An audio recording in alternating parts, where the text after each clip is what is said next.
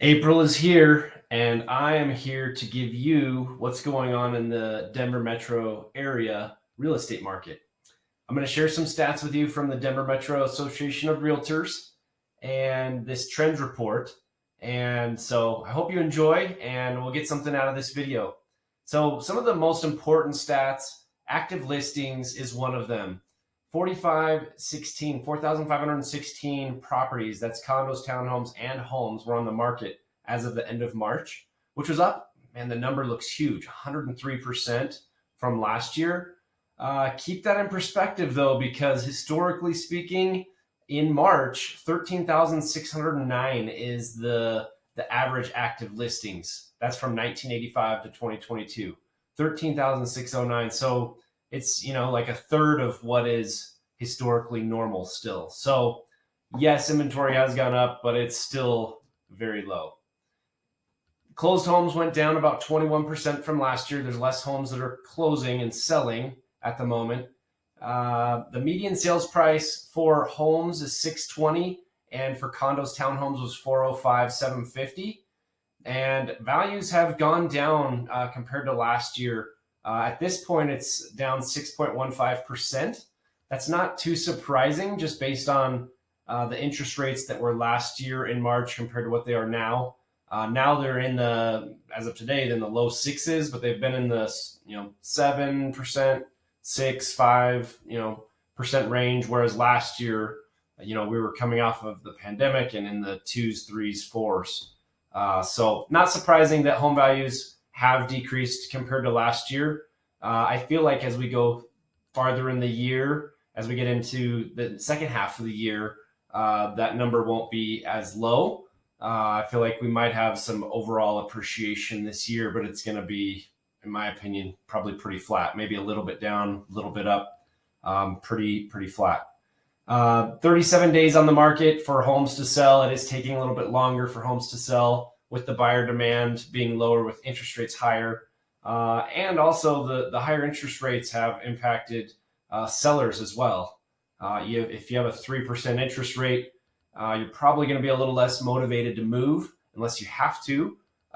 If you're going to buy, something in the 6%, 7% interest rate range. Fortunately, people are still buying and selling homes, of course. Probably a little bit more now. It's more of a need by need basis rather than just kind of casually moving to wherever you want to go because of the interest rate changes. Some other interesting things that I thought was fascinating in this is that baby boomers, way to go, baby boomers, you've overcome the millennials as the biggest age demographic that are buying homes. So they made up 39% of home buyers compared to 28% being millennials. Millennials had led that category since 2014. So that's kind of an interesting shift. I actually helped 4 people sell their homes in Q1, and 3 out of the 4 that I helped sell, they moved out of state. One went to Massachusetts, one went to North Carolina, and the other one went to Florida. So they're all varying reasons, but it is interesting to see kind of people moving out of state, maybe job change, maybe retirement, things of that nature, being where you want to be, being closer to family. But I thought that was interesting. Q1, I did have my best Q1 to date. So I'm really pumped about that and really appreciate all those that support my business during this interesting market where there is less sales. I was grateful to have helped more people in Q1 than I had before. So nice start to the year. Another interesting thing that was I thought was interesting, Realtor.com did a study, and they found that April 16th through the 22nd will be the best time to sell your house in 2023.